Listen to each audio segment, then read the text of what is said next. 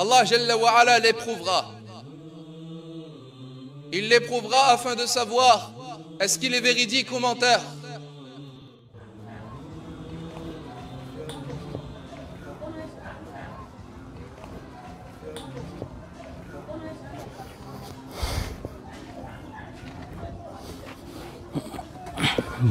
Boni mama. Malam.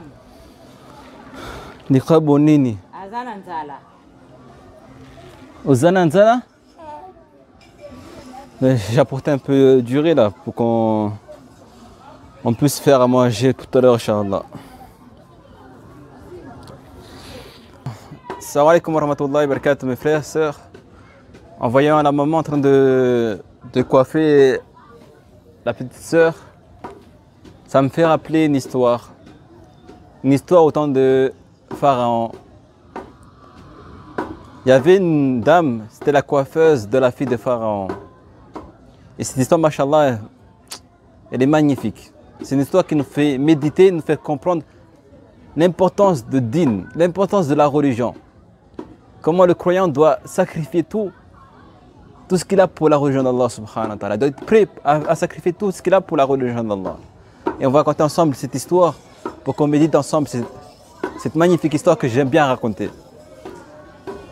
Il y a autant de pharaons, avant l'époque de Moussa, avant que Moussa devienne prophète, il y avait un couple qui croyait en Allah et rejetait la divinité de Pharaon. Ce couple était à fond dans la religion, jusqu'à que les membres du royaume de Pharaon soupçonnaient que le mari de cette famille-là croyait en Allah. Donc ils ont tué cet homme. Donc il restait la femme avec ses enfants, une femme veuve qui travaillait dans le royaume de Pharaon et coiffait la fille de Pharaon. Il avait l'habitude de coiffer la fille de Pharaon. Un jour, alors qu'il est en train de coiffer la fille de Pharaon, tandis qu'il coiffe, son peigne l'échappe de la main. Et au moment où la peigne lui échappe de la main, par réflexe, elle dit Bismillah, au nom de Dieu. Et la fille de Pharaon entend la coiffeuse dire Bismillah, au nom de Dieu. Et là, il lui dit, mais qu'est-ce que tu viens de dire? La coiffeuse répète et dit, j'ai dit au nom de Dieu. La fille demande, mais rassure-moi, le Dieu dont tu parles là, c'est bien mon père dont il s'agit.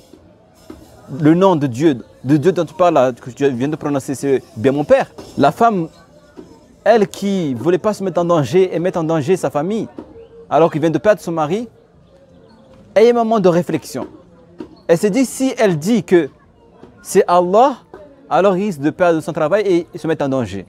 Mais s'il dit que c'est bien son père, le pharaon, alors il se sauve. Mais il s'est dit que quand même, là c'est-à-dire que je crains une créature et je défends Pharaon. Donc il a eu ce moment de réflexion, il a décidé de dire que c'est Allah. Donc il a dit, non, ce n'est pas ton père dont il s'agit. C'est Allah dont je dis là. Bismillah, je parle d'Allah, le Seigneur de l'univers. C'est le seul, unique divinité, Allah. Et la fille est étonnée par ces paroles, la fille de Pharaon, en disant, mais c'est qui ça? C'est qui Allah? Elle dit, c'est Allah. La ilaha illallah. Il n'y a de divinité digne d'adoration que ce n'est Allah subhanahu wa ta'ala. Et la fille a dit, tu adores une autre divinité que mon père? Elle a dit, naam. Elle dit, tu oses dire ces paroles devant mon père? La fille dit ça. Il dit, tu oses dire ces paroles devant mon père? La femme répond, la coiffeuse répond, oui, j'oserais dire devant ton père. Alors la fille va dire à son père, il va dire à Pharaon, voilà, il y a ma coiffeuse, elle dit qu'elle adore une autre divinité qui est Allah, et il rejette ta divinité. Alors Pharaon ordonne qu'on lui ramène dans son palais. Alors Pharaon rassemble ses gardes-corps, rassemble les gens qui travaillent dans le palais, dans une salle, et là il fait venir la femme. Et là la femme, elle arrive. Au moment d'arriver, Pharaon regarde la femme de manière insolente, comme si c'était lui le puissant de l'univers. Il dit, mais c'est qui? Dans sa tête, il s'est dit, mais c'est qui cette femme qui vient me défier dans mon palais? d'un air arrogant. Et là, dès qu'il voit la femme, il lui dit, mais c'est toi qui ose me défier, qui atteste qu'il y a une autre divinité que moi? C'est toi? La femme dit, non, c'est moi. Et c'est qui ton divinité? C'est Allah, le seul et unique. La ilaha illallah. Allahu Akbar. La femme prête à défendre sa religion, prête à défendre sa croyance, il ne recule devant rien. Ça y est, il a pris la décision qu'il révèle, il dévoile sa croyance, sa foi devant tout le monde. Pharaon, il s'est dit, ben, écoute, Pharaon, là, il n'est pas encore persuadé de ce qu'il vient de dire. Il dit, écoute, je vais répéter ma question, je vais te donner une chance encore pour te ressaisir, peut-être parce que tu n'as pas bien toute ta tête là. Je vais te reposer la question, peut-être là tu vas bien réfléchir avant de me répondre. Il dit, est-ce que réellement tu adores une autre divinité que moi, Pharaon? La femme répète, oui, j'adore Allah, le seul et unique. Pharaon s'énerve. Quelle insolence! Tu oses me défier devant mon palais, devant les gens? Alors, il a commandé à ses gardes-corps. Prenez-la et mettez-lui en prison. Torturez-la jusqu'à qu'il revienne dans sa position, jusqu'à qu'il atteste que je suis le seul divinité et qu'il rejette sa divinité. S'il refuse, alors ramenez-le-moi. Alors à ce moment-là, les gardes-corps l'ont pris. Ils ont pris cette femme, ils l'ont ramenée en prison. Il a commencé à le torturer. Ils ont commencé à se torturer. Ils ont dit, rejette ta divinité et atteste que Pharaon est seule divinité. Rejette. Ils l'ont torturé jusqu'à qu'il revienne dans sa position. Ils veulent absolument qu'elle renie Allah subhanahu wa ta'ala et qu'elle revienne dans la religion de Pharaon. Il y a beaucoup de mangue. Tu veux des mangues? Oui. Attends, j'arrive. Ok, je continue après l'histoire. Allah tabaraka wa ta'ala nous a dit Am hasibtum an tadkhulul jannah. Pensez-vous que vous allez entrer au paradis comme cela? Walamma ya'tikum mathalul ladhina khalaw min qablikum, et que ne vous touchera pas ce qui a touché les gens qui vous ont précédés. Massathumul ba'sa wad-dharra wa zulzilu. La misère les a touchés et le malheur et la pauvreté, et ils ont été secoués. حتى يقول الرسول والذين آمنوا معه متى نصر الله, jusqu'à ce que le messager et les gens qui ont cru avec lui disent quand est-ce que viendra le secours d'Allah. Ala inna nasr Allahi qarib. Certes, le secours d'Allah est proche. Am hasibtum an tadkhulul jannah, pensez-vous que vous allez entrer au paradis? Walamma ya'lam Allahu alladhina jahadu minkum wa ya'lam as-sabirin, sans qu'Allah ne sache ceux qui vont lutter parmi vous et ceux qui vont patienter. Donc, alors ils ont commencé à le torturer. Ils ont torturé cette dame pour qu'il change et revienne à l'adoration vers Pharaon. Mais elle refusait. Ils ont fait tout le moins possible, mais elle refusait. Ils ont fait toutes les tortures comme possible. Jusqu'à que les gardes-corps, ils ont assez. Ils sont partis voir Pharaon. Ils ont dit, on a fait tout le moins possible. On a essayé de tout faire pour qu'elle revienne, mais elle n'accepte pas. Elle reste dans ses positions. Elle reste absolument, il veut absolument rester dans ses positions. Et du coup, là, Pharaon, il dit au garde-corps, préparez une marmite d'huile chaude. Préparez une marmite d'huile chaude. Vous faites chauffer l'huile qui devient très très chaude. Alors, ils ont préparé une grosse marmite d'huile chaude. Alors, ils ont fait venir la dame. La dame, elle arrive. Pharaon dit, est-ce que tu ne changes pas d'avis? Tu restes dans tes positions? Tu ne veux adorer que Allah? Tu ne veux pas m'accepter? La dame dit oui. Elle dit ok. Pharaon, dès qu'elle a vu la marmite d'huile chaude, elle s'est dit que ça y est, elle va mourir. Ça y est, on va le jeter dans la marmite d'huile chaude, elle va mourir ainsi. Mais elle était prête à mourir pour Allah subhanahu wa ta'ala. Mais Pharaon n'allait pas le faire mourir comme ça, si facilement. Elle a fait torturer physiquement et maintenant il va le faire torturer psychologiquement. Alors d'un coup, il dit à ses gardes-corps, ramenez ses enfants. Ramenez ses enfants, faites-les rentrer. Alors, elle avait 5 enfants. Et d'un coup, ces 5 enfants arrivent. Un bébé et des filles et des garçons. Ils rentrent dans la pièce, ils ne savent pas qu'est-ce qu'ils font. Pourquoi ils sont là? Ils courent vers qui? vers leur mère. Elles courent vers leur mère.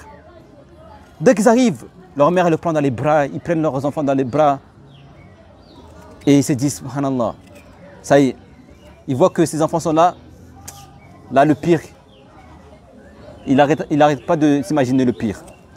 Pharaon il dit, ok, écoute, tu as refusé de revenir à ta position, d'accepter que je suis la seule divinité. Si tu refuses, on te donne une chance.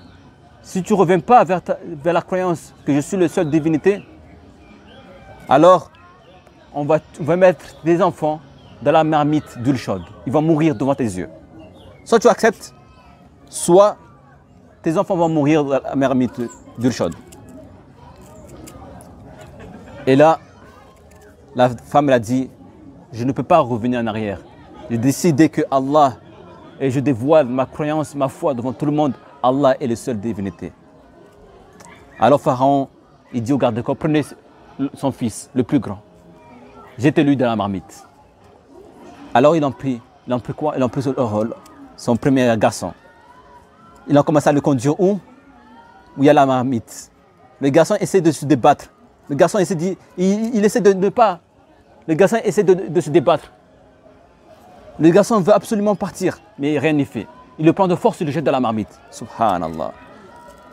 Imaginez-vous. Imagine, la mère va voir son enfant en train de brûler dans la marmite chaude. Sa peau commence à sortir. On voyait la chair qui dégouline. Jusqu'à qu'on voit les os qui commencent à apparaître. L'enfant meurt dans la marmite. La mère, elle commence à pleurer. Et lui, Pharaon, il pensait que ça y est.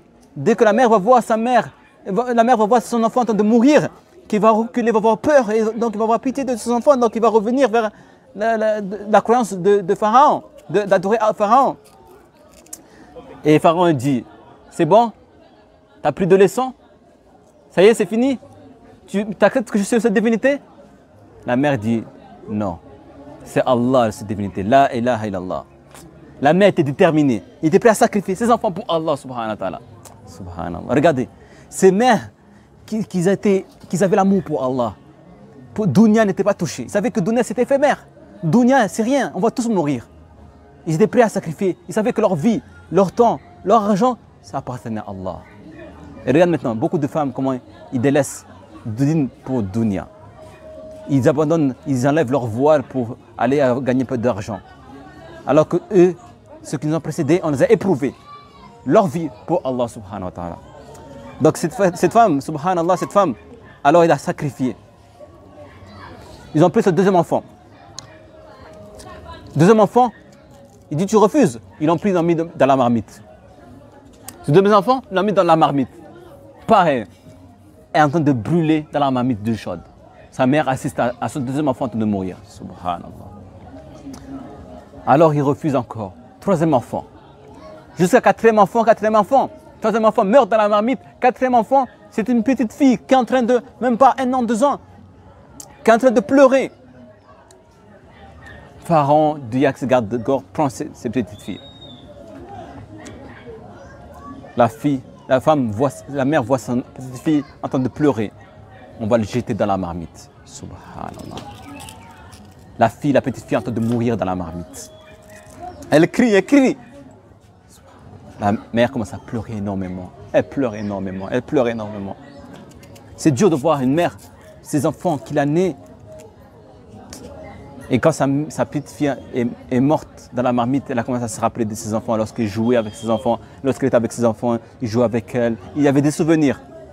Et dès que Pharaon dit, il était ailleurs dans ses esprits.